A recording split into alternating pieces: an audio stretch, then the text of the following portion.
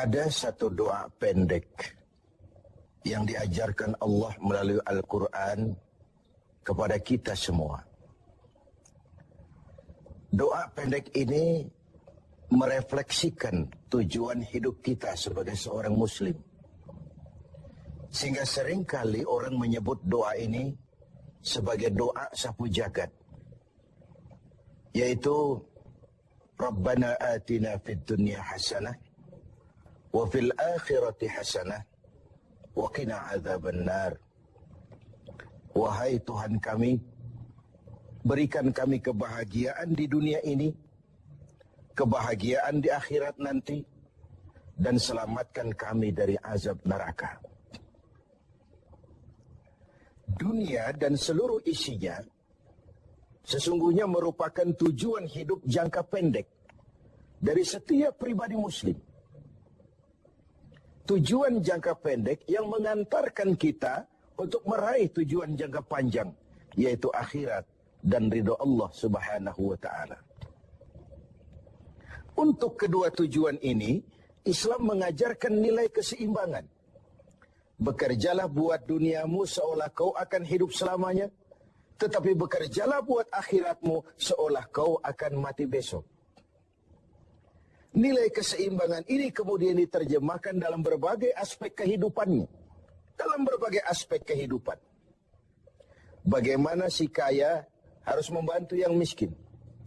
Bagaimana si miskin berusaha dan hidup tidak menjadi beban bagi yang lain. Kelihatan nilai keseimbangan itu. Bagaimana si tua menyayangi yang muda, bagaimana yang muda menghormati yang tua. Bagaimana tuan rumah menghormati tamu, bagaimana tamu menjadi orang yang tahu diri. Ini semua merefleksikan adanya nilai keseimbangan.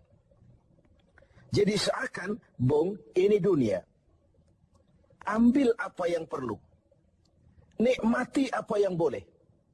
Kalau bisa jangan gagal kau di dunia ini. Tapi kalaupun kau gagal di dunia, kau kan masih punya akhirat. Inilah sumber optimisme kehidupan seorang muslim. Dia tidak boleh gagal kalau bisa di dunia ini. Tapi kalaupun gagal, kau masih punya akhirat. Nah, karena kau punya akhirat, caramu mencapai dunia ini diwarnai oleh keyakinan terhadap adanya akhirat nanti. Ini yang menyebabkan seorang muslim berbeda dengan yang lain dan dia tidak terjebak menghalalkan sebuah cara untuk mencapai satu tujuan. Keyakinan adanya akhirat melahirkan etika dalam kehidupan seorang muslim pada cara bagaimana dia mencapai dunia ini. Dia tidak terjebak menghalalkan cara.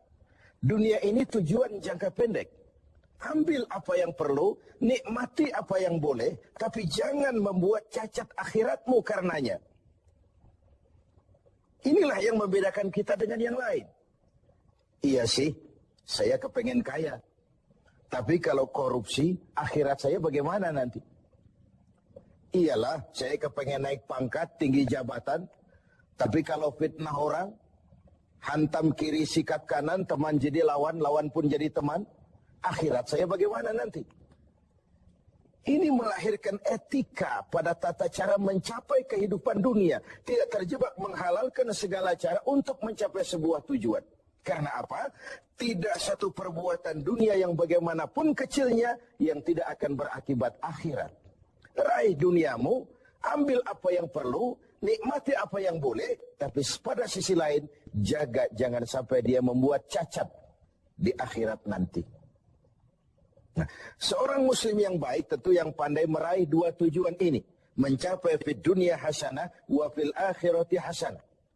Sementara Rasul pernah mengajarkan bukan orang yang terbaik dari kamu.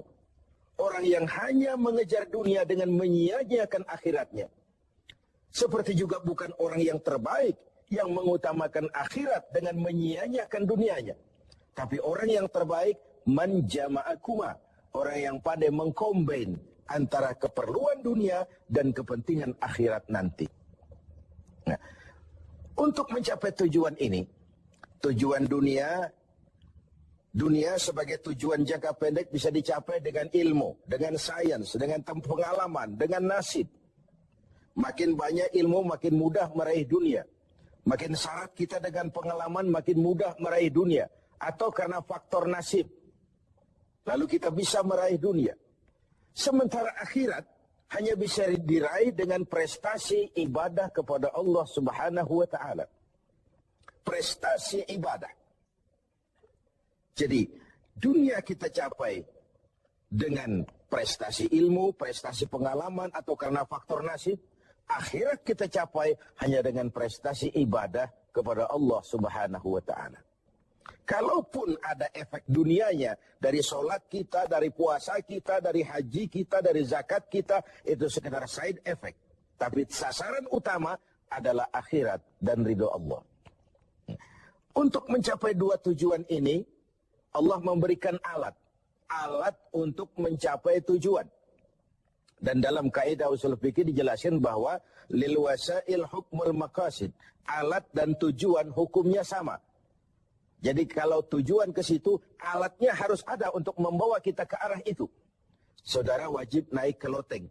Tidak bisa naik ke loteng kalau tidak ada tangga. Maka tangga itu menjadi wajib adanya.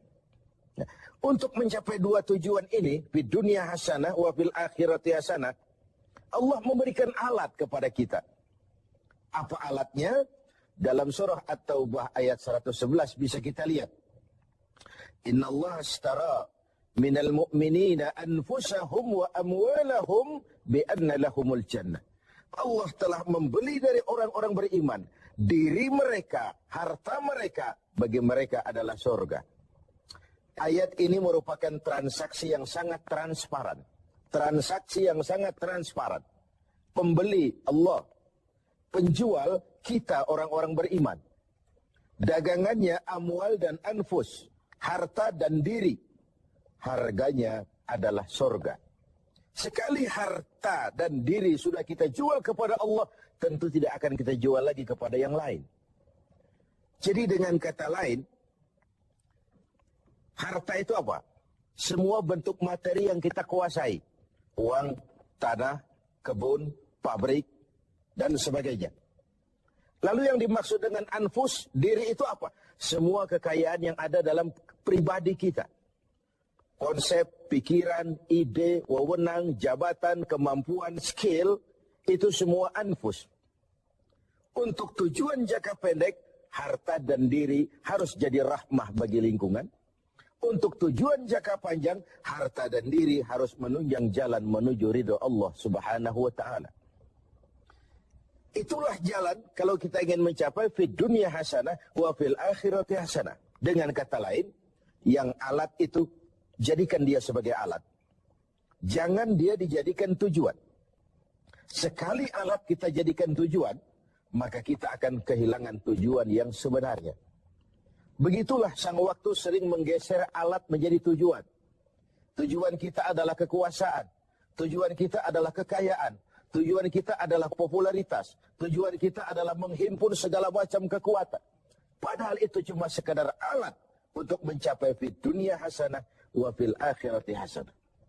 Kalau alat kita jadikan tujuan, kita akan kehilangan tujuan yang sebenarnya. Dan akhirnya kita akan terjerat kepada fata morgana. Kita sangka itulah tujuan itu. Kita sangka kita sudah sampai kepada titik yang kita tuju. Padahal cuma pandangan yang menipu saja. Akhirnya kita terjerat dalam arus siklus yang berkali-kali diperingatkan oleh Al-Quran. Alhaakumut takatsur. Kamu telah celaka lantaran berlomba-lomba menjadikan alat sebagai tujuan. Berlomba-lomba menjadikan alat sebagai tujuan. Karena itu, gunakanlah alat sebagai alat untuk mencapai tujuan. Dan bukan malah alat yang dijadikan tujuan. Berapa banyak pun harta kita miliki, dia cuma alat. Setinggi apapun kedudukan yang kita capai, dia cuma alat. Sebanyak apapun ilmu pengetahuan yang kita kuasai, dia cuma sekedar alat. Untuk mencapai fid dunya hasanah, wa fil akhirati hasanah. Dengan puasa Ramadan kita harapkan menjadi laboratorium rohani yang membina nilai-nilai keseimbangan. Sebab kalau tidak ada nilai keseimbangan, akan pincanglah gaya hidup kita. Tidak mustahil kita terjebak pada materialisme, hedonisme, yang pada akhirnya lagi-lagi mengantarkan kita kepada fata morgana. Semoga ibadah puasa makin menyadarkan kita untuk memperalat yang memang alat, dan menjadikan tujuan yang memang tujuan untuk mencapai fid dunya hasanah wa fil akhirat.